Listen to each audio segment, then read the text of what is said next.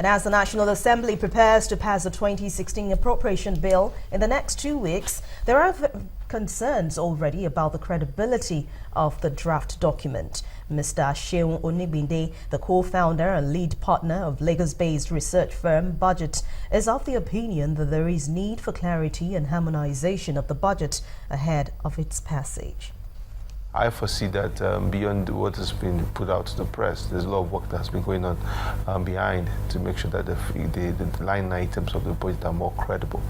So if that has been done, as I've learned, I think it's a proper time to come out and say, okay, we can have a final budget. It looks realistic, but also it also takes a lot of time for you to harmonize the budget for the House of Rep and the Senate together, so you can have a single document. Because a lot of times items are introduced at the Senate level and not in the House of Rep version. So March 17, maybe we might just say realistically we're looking at the end of the month for this harmonized and signed into law by the President.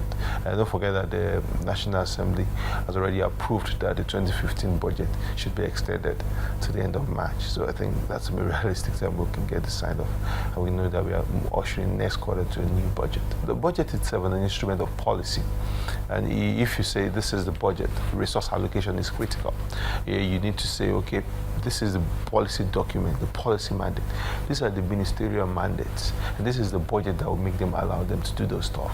But there's no clear policy there. So sometimes you begin to look, anti-corruption agencies' budgets were cut down, and this is a period we want to fight corruption.